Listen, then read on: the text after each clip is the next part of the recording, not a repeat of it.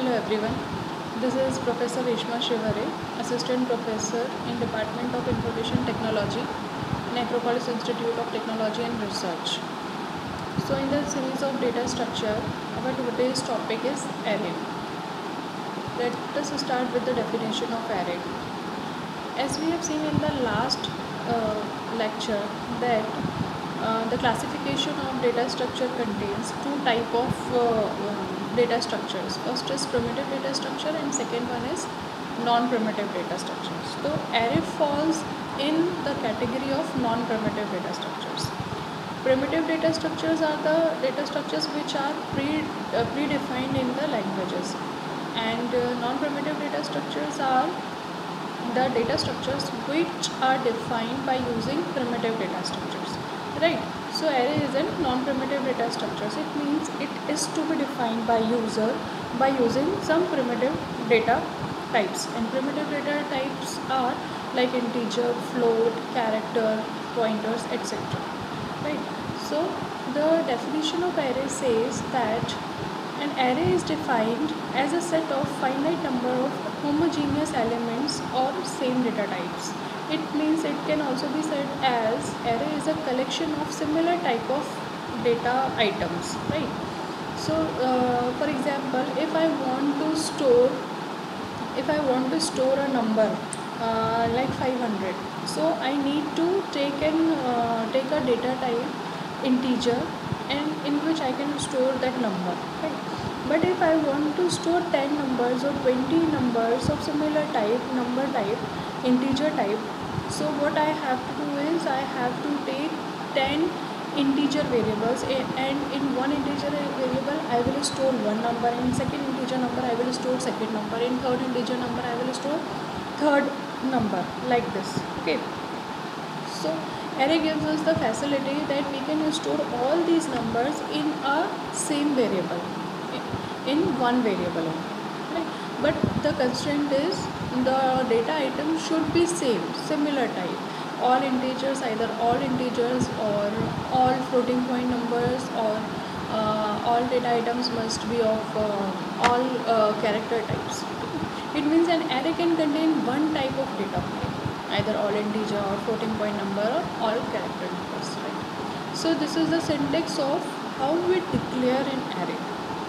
So the syntax says first we have to write the data type, then name of the array, and then size of the array.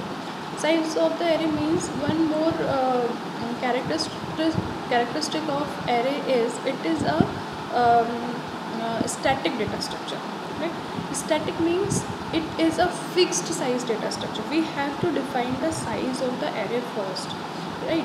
Size of the array means like this. I have declared here one array, integer marks, then in the square bracket I have written 10. What does it mean? It means integer specifies the data type of the element that the array is going to be stored. The marks is the name of the array, and marks will store the elements which are of integer types. Now how many elements will be there in the marks? So it will be up to 10. Up to 10 means in the square bracket we have given the size 10. It means you can store one element also, you can store two element also, you can store three element also, and you can store up to 10 elements, right? More than 10 elements are not allowed. So we have to give some upper bound, how many maximum number of items will be there, right? So if I store only one element, then what happens? One element will be stored in first position and rest positions will be 0. If I will store two or three elements, then two or three elements will be stored in sequential order. In first position first element will be there, second position second element will be there, third position third element will be there, and rest will be initialized by 0, right? Then following are some concepts that are to be remembered about an array. As we have seen that when we write integer marks, then in a square bracket 10, so what happens is in the memory 10 continuous locations will be will be allotted for the for storing 10 marks, right? 10 integer numbers, right? And the name will be, name of these memory blocks, these continuous memory blocks will be marks, right? Now if I want to access any one number from that list, this list is containing 10 numbers. If I want to access only the number which is in the 6th position of that array, then it is also possible by writing marks, and in square bracket I have to write 5, right? So the number which is in 6th position will be accessed by writing marks in square bracket 5. Why I have written 5 not 6? So because the first element of the array has index number 0. First element will always be stored in the 0th position, then second number will be stored in first position, third number will be stored in index number 2, fourth number will be stored in index number 3. So 0 to 9, index number will be 0 to 9 respectively. So if I want to access 10th number, then I have to write what?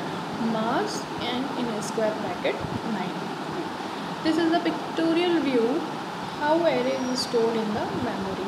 So the element of an array will always be stored in continuous memory location, as I said. So if when I declared marks, integer marks 10, then what happens in the memory? It will allocate 10 continuous memory location, and the name will be marks. Memory location I have written here 100. Then the second number will go to the 101 position. Then third number will be go in the memory address of 102. Then fourth number will be in 103. And this all address contains 4 bytes, right?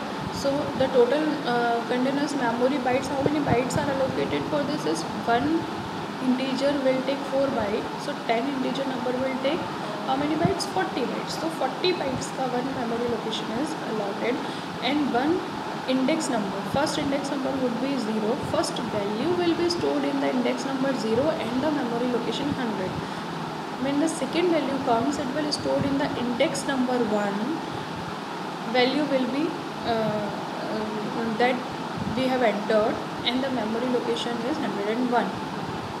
Third value will be stored in index number 2 and in the memory location 102, right?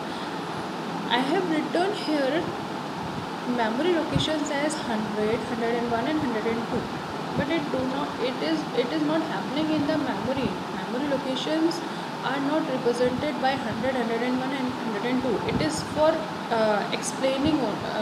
It is, I have written 100, 101 and 102 to explain you only, right? Memory location is always in the form of hexadecimal numbers, okay, not in 100, 101, 102 and so on, right? So this is the view how the numbers will be stored in the memory. The number of elements that can be stored in an array, that is the size of the array or its length, is given by the following equation also. If we have given the upper bound means last index of the array and first index of the array is given, then we can find out the size of array. Like here upper bound is 9 minus 0 is the first index, 9 minus 0 is 9 plus 1, that is 10. So this is the size of the array. So if we say how we read and write the array in program, so if we are talking about one dimensional array, so for reading an array, for accepting values in the array, we use for loop. Any loop we can use, while loop also we can use, but I have taken an example of for loop. So we write for I equals to 0. Why I have written 0? Because the index number is starting from 0. So 0 to I is less than or equals to 9 and I plus plus. Scanf means to take an input from keyboard. Percentage %t specifies that integer value is coming. Where to store this integer value? At the address of marks I, marks 0, 0th position. First value will be stored in 0th position. Then I will be incremented by one number. I will be 1. and second value which is entered will be stored in the second marks 1 position, index number 1. Third value will be stored in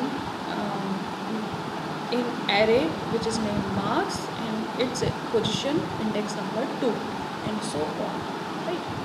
And for printing that array or writing that array, the same rule will be applicable for I equals to 0 to less than or equals to 9 and I plus plus. Printf we use for printing, for taking the output on the screen. Percentage specifies integer number is coming as an output, and what to print is marks I. Marks 0 will be print first, 0th position पे जो भी value है that will be print first, then in the first position that will be print in the second, then I will be incremented by 1, and marks 2 that will be printed on the screen, and so on, right? So if we are reading or writing two-dimensional array, that was the case of one-dimensional array. If we are reading or writing two-dimensional array, then it would require 2 for loops, and similarly if the array is of n dimension, it will require n loop, right?